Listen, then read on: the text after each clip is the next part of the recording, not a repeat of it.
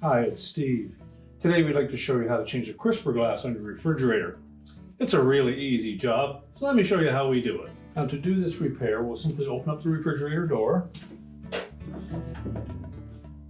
If you're just replacing a scratched glass, you'll need to remove the old one first, obviously. So pull open one of the drawers, lift up from underneath, pull the old glass out and discard it. Now when installing the new one, we want to make sure that the painted side is facing down. We'll remove the little protective stickers.